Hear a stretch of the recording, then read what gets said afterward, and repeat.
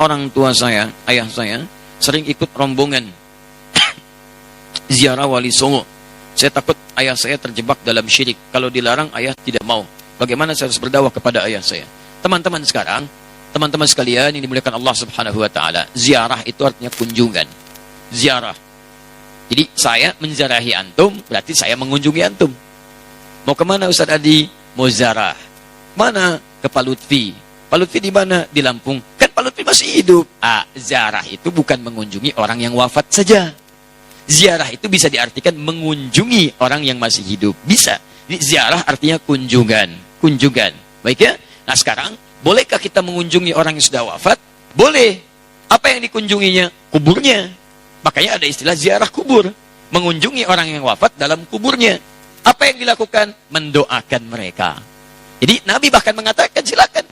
Lihat-lihat. Kuntu nahaitukum an ziyaratil kuburi fal'ana fazuruha. Itu dalilnya. Dulu saya pernah larang Anda untuk ziarah kubur. Dulu itu saat iman lemah.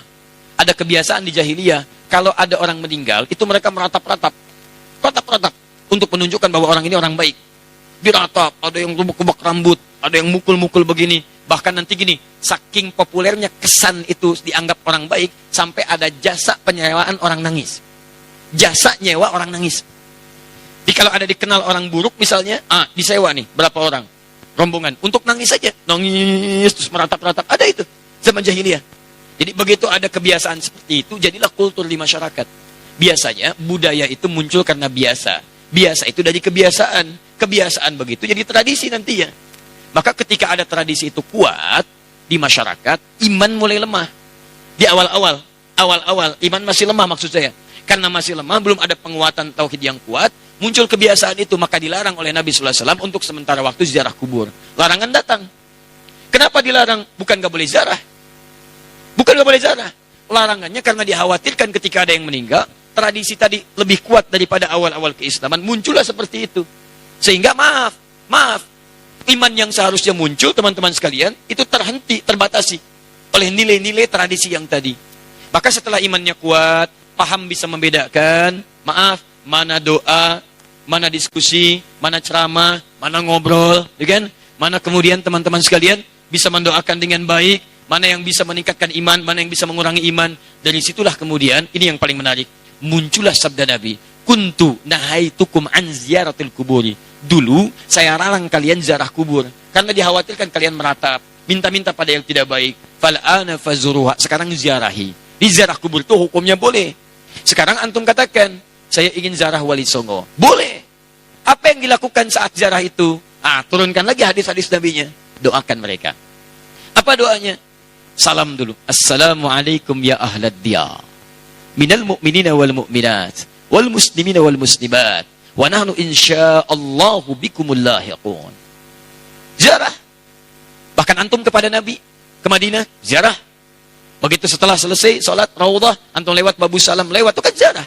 Assalamualaikum ya Rasulullah. Assalamualaikum ya Abu Bakrin. Assalamualaikum ya Umar radhiyallahu taala anhuma. Antum ke Baqi ziarah. Assalamualaikum ya ashaban Nabi sallallahu alaihi wasallam. Assalamualaikum ya ahlad diyar. Minal mu'minina wal mu'minat wal muslimina wal muslimat wa nahnu insyaallahu bikumul lahiqun. Datang ke Wali Songo, ziarah. Apa darahnya? Sampaikan salam. Salamnya yang tadi. Setelah itu apa? Itu sunnah Nabi, berdoa. Allahumma ighfir lahum warhamhum wa'afihim wa'fu anhum wa akrim nuzulahum wa wasi' madkhalahum wa naqqihim minal khataaya kama yunaqqa thawbul abyadu minad danas. Doakan mereka. Ya Allah, alirkan pahala pada mereka. Ya Allah, berikan kemuliaan pada mereka yang telah membawa risalah dakwah ke Nusantara. Ya Allah, muliakan keluarganya. Ya Allah, berikan kekuatan ya Allah kepada keluarganya dalam keadaan yang terbaik. Selesai, itulah ziarah kubur. Lalu sampaikan, ya Allah, kami pun sadar kami kapan pun akan diwafatkan. Maka wafatkan kami ya Allah seperti Engkau wafatkan mereka dalam keadaan yang terbaik. Sudah. Makanya kata Nabi, cara terbaik meningkatkan iman, mengunjungi, berziarah, atau ingat pada kematian. Sering lewat alam kubur mengingatkan kita mendekatkan diri pada Allah Subhanahu wa Ta'ala. Yang tidak boleh, maaf, minta-minta di kuburan. Pegang nisan, kan? Pak, tolong, Pak, cucu saya mau lahiran, tolong. Makanya saya datang ke sini. Antum ngapain datang ke situ? Yang di situ saja nggak bisa keluar. Antum itu kayak yang di situ. Itu yang tidak tepat. Jadi yang dilarang itu minta-minta pada yang tidak dibenarkan. Kalau ziarahnya nggak ada masalah. Lalu bagaimana kemudian menyikapi yang seperti ini? Antum bikin zarah. Cari ustadz yang bagus. Datang kemudian, bis itulah diadakan taklim. Terangkat. Ini loh risalahnya. Saya pernah itu. Ya, tur jejak Islam di Nusantara. Bukan Islam Nusantara, jejak Islam di Nusantara. Beda antara Islam Nusantara dengan jejak Islam di Nusantara. Kami susuri Pak, sampai ke Aceh Pak. Aceh, dari Aceh. Kami kunjungi makam Syekh Abdul Rauf As-Singkili. Datang. Terus saya terangkan taklim dulu. Syekh Abdul Rauf itu masuknya ke Aceh seperti ini. Kemudian menyampaikan begini, risalah Islamnya begini. Setelah itu kita datang. Mana buktinya beliau ada? Kita kunjungi. Sampai ke tempat makamnya dari hanya kuburannya. Masuk ke situ kita berdoa. Saya pimpin doanya. Begini cara berdoanya. Sampaikan begini, begini, begini. Sudah, ayo kita pulang. Saya sampai ke Lasem. Untuk menelusuri jejak Islam di Nusantara ke arah wilayah Jawa Tengah sampai ke Jawa Timur. Nah, ujung Jawa Tengah ke Lasem, saya tunjukkan. Ini dulu ada Sunan Bonang di sini. Teman-teman sekalian, nama aslinya ini. Asalnya begini, ininya begini. Dari mana taunya? Apakah itu fiktif? Ayo kita lihat. Susuri tempatnya. Ini tempat beliau. Ini tempat awal merapatnya. Ini tempat keluarganya. Ini pas sujudannya. Sampai saya hitung berapa anak tangga sampai ke atasnya. Yang merawat tempatnya itu sampai ke sujudannya. Yang merawatnya namanya Pak Abdul Halim. Begitu antum naik sampai ke atas, sebelah kiri. Di situ antum temukan nanti yang pegang kuncinya Pak Abdul Halim. Ketika bertemu dengan beliau, indah sekali. Pak, ini bukan makam ya. Bukan makam. Makamnya itu bukan yang di sini. Ini cuma pas sujudannya. Pas sujudan itu tempat beliau kemudian memetakan wilayah. Berdoa kepada Allah. Minta diberikan kekuatan. Bersujud di situ. Sholat menghadap ke arah kiblat. Seperti Nabi naik ke Gua Hira. Lalu memohon kepada Allah beri petunjuk. Setelah itu berdakwah di lingkungan sekitaran. Makamnya bukan di sini Pak. Tapi yang di bawah. Disamarkan makamnya supaya tidak ada yang mengkultuskannya. Indah keterangannya.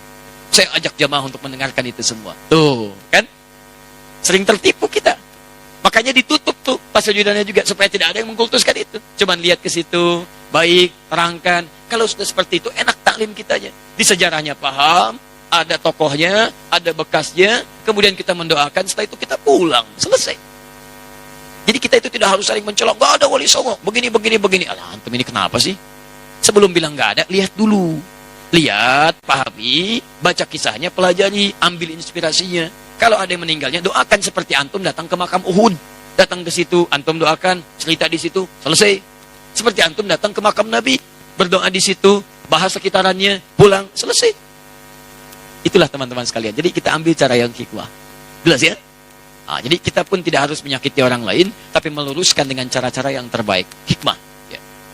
Karena masjidnya al-hikmah, selalu ini yang muncul. Allah Ta'ala alam bisawab. Jadi itu kalau ada sesuatu yang kurang berkenaan, kita cari cara yang lebih baik. Cara lebih baik.